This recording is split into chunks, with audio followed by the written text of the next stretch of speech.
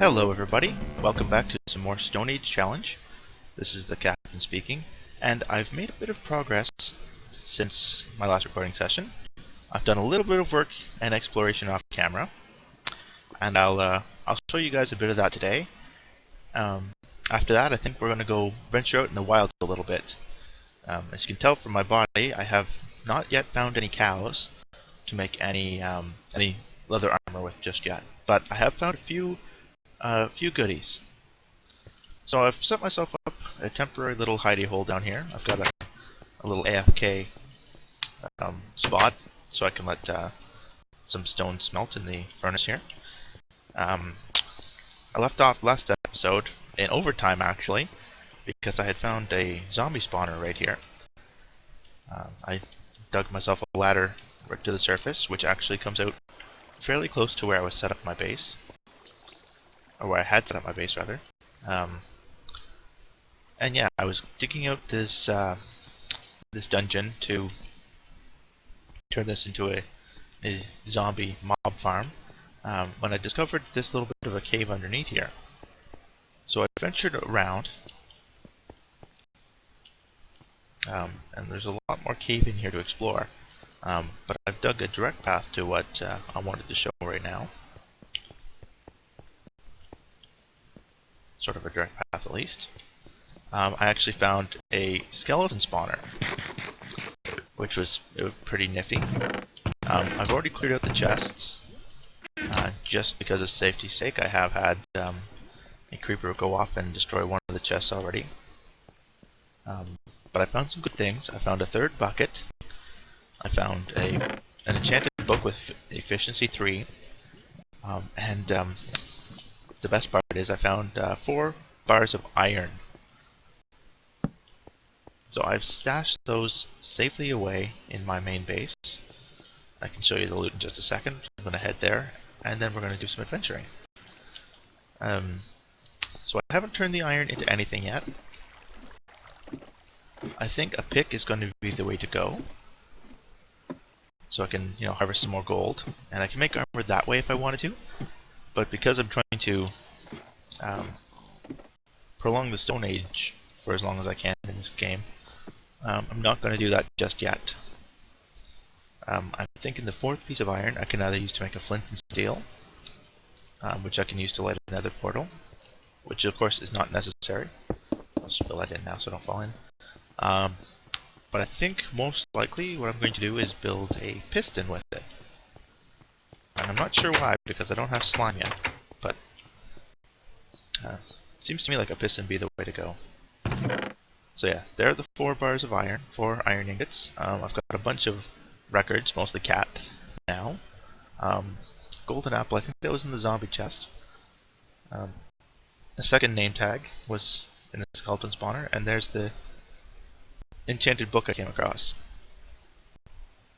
So I've got some good things. Ooh, I have some feathers, some flint, some sticks. I'm gonna make a couple more arrows.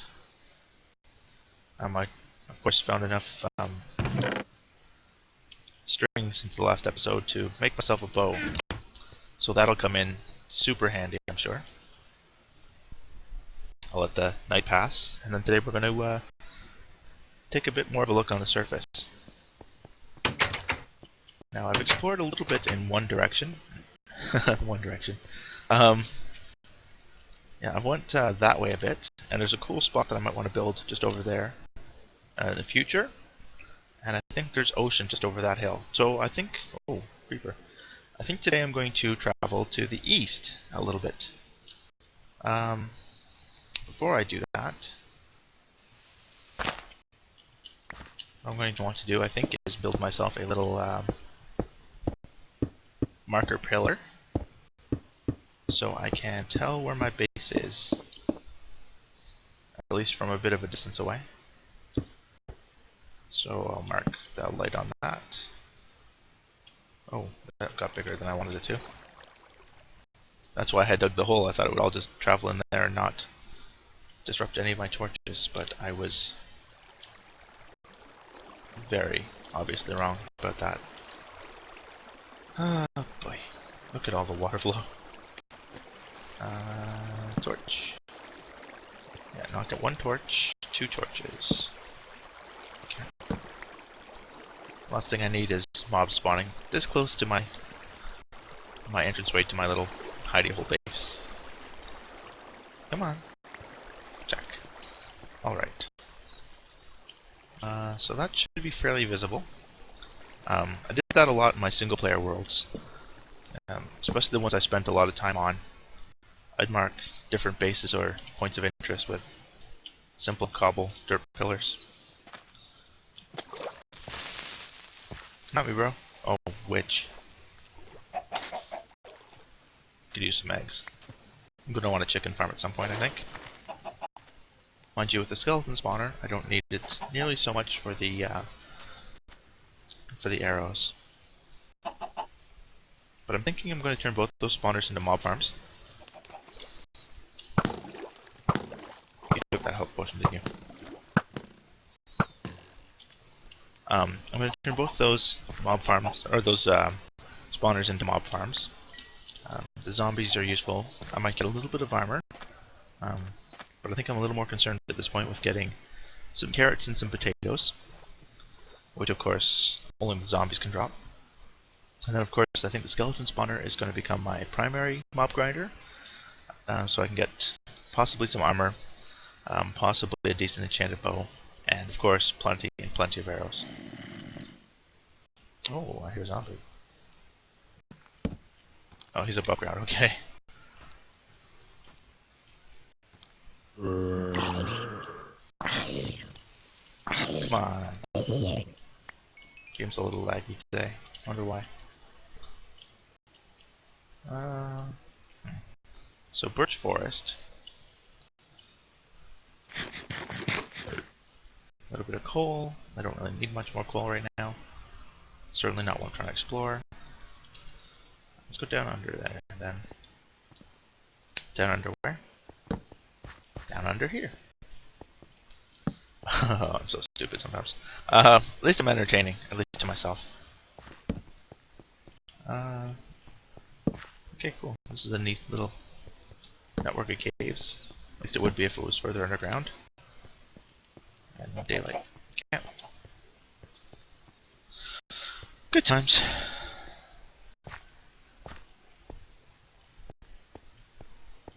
Alright, what else have we got? More birch forest. So I think the only real biomes I've seen at this point has been the birch forest and the taiga. And of course I say that just immediately as soon as I possibly gain sight of a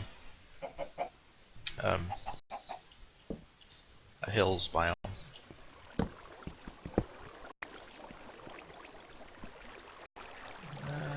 Oh, skeleton. Oh. Oh.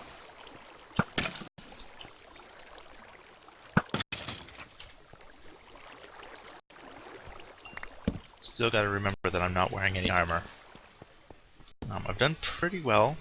I haven't even really come close to dying just yet, but it only takes a moment of overconfidence and underthinking to change that drastically.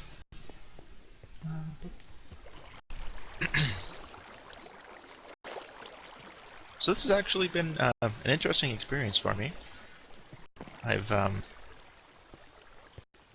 had to get a little bit used to playing without armor and to not having, crazy access to vast amounts of iron immediately.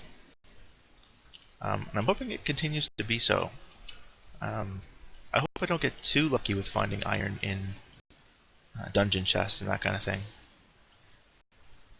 As much as I'd like to have some, it makes the game a little more interesting when I don't have it all, or access to as much iron as I'm used to.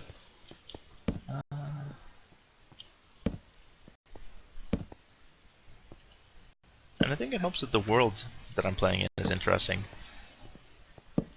I just picked a random world. I didn't do any testing or exploration before I generated it, so I had no idea what I would be getting. And so far, I'm pretty happy. There's plenty of caves to explore, and the landscape's fairly interesting. I could do with something maybe a little more fun than Birch Forest, but um, you know, I'll make do. Especially when I'm spending more of my time underground. Alright, let's block you off. And in here, there's more water flow.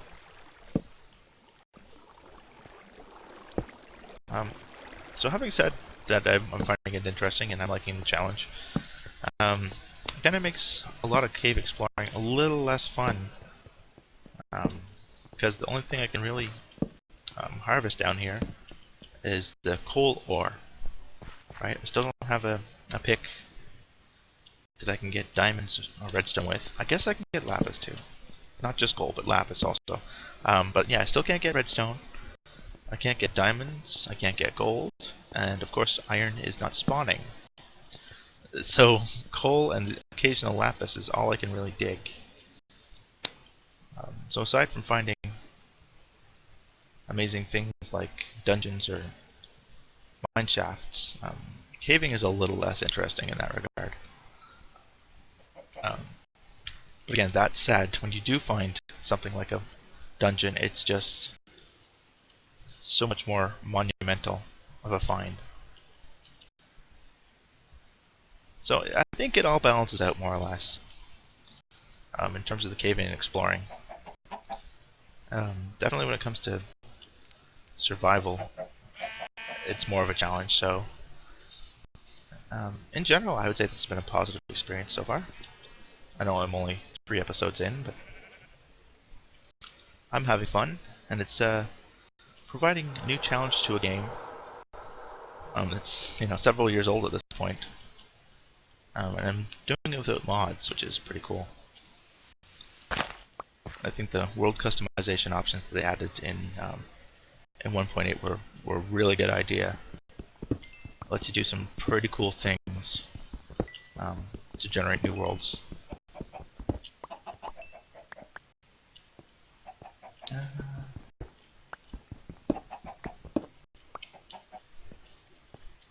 Okay.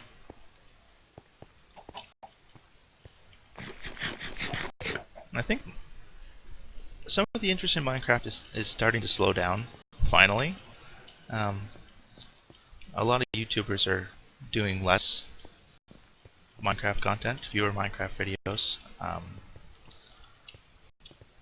And a lot of people who are still doing it are relying a lot on mods, which there's nothing wrong with.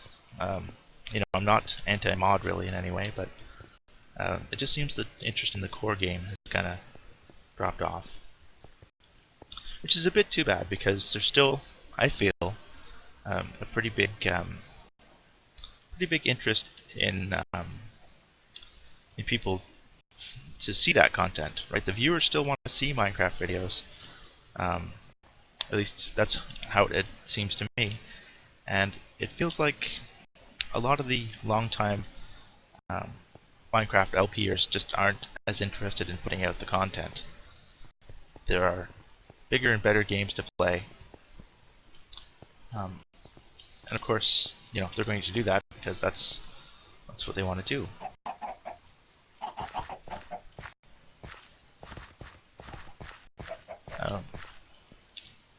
I'm new to the video creation scene, but I've played Minecraft for quite a few years now. And I'm still going fairly strong. I'm still among the more, or probably still the most active player on the high voltage server at this point. But I have an atypically long attention span for things like this. I'll just keep playing until long after other people have quit and moved on to other things.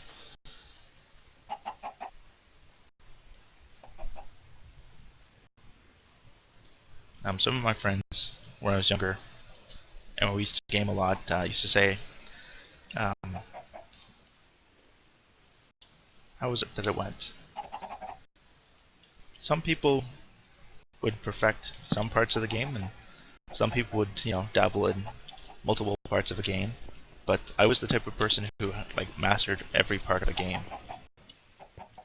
Um, for something like a fighting game, I had to master every different character available, or I had to try to beat the game in as many different ways as possible. If it was something like an RPG with all the different character classes, stuff like that.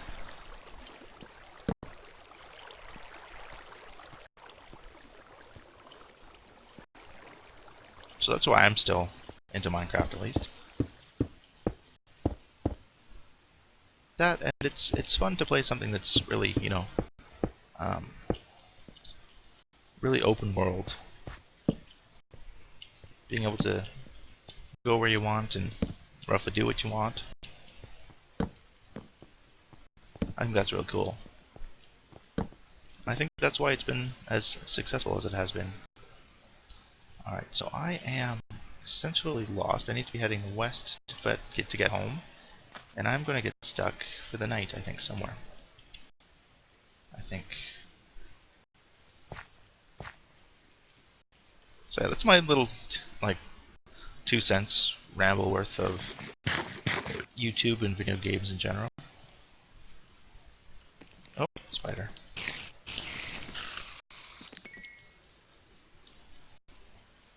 I'll try to get as close to home as I can. I may have to just stop recording and check my coordinates and try to get back that way. Skeleton. I don't think he saw me. There's a zombie. Yeah, things are definitely spawning now. Oh, he sees me. He's on me.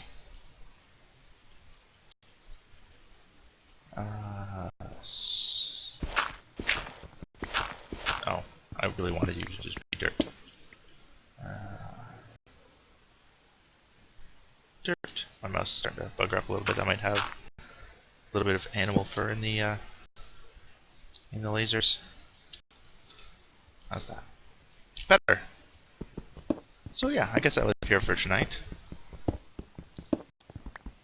Take myself out of a cool little hidey hole. Ooh, that's close. I could have just covered this with stone, but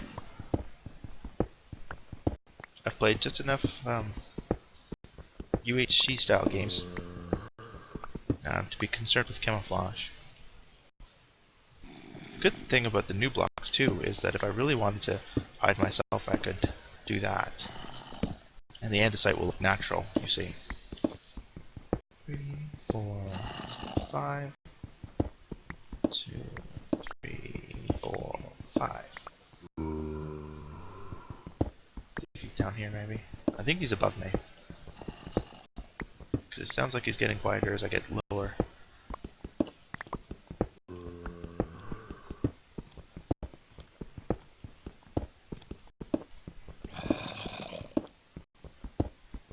Oh, this is... I've been here. When was I here?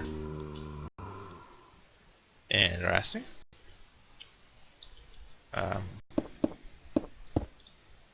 I'm going to take this as a win.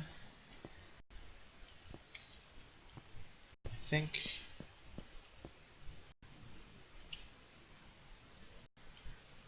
I don't really want to sit in a hidey hole all night if I'm on camera. There I am. See? And that's why I set up the little dirt pillar in single-player worlds. I can make this jump. It might hurt a bit. It didn't. Tree chops are your friends at night. Especially if you have some cool music.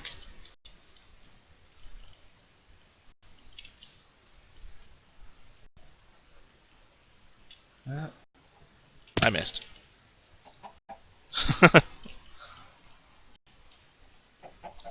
So definitely not a strategy if you're trying to win a UHC. Alright, so you get hungry.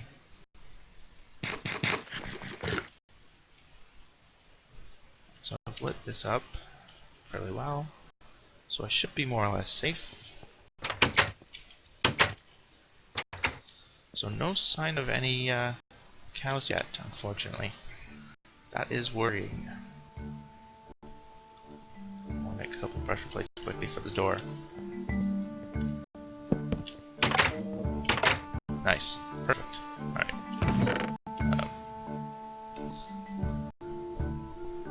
Put away most of my goodies. Sleep for the night.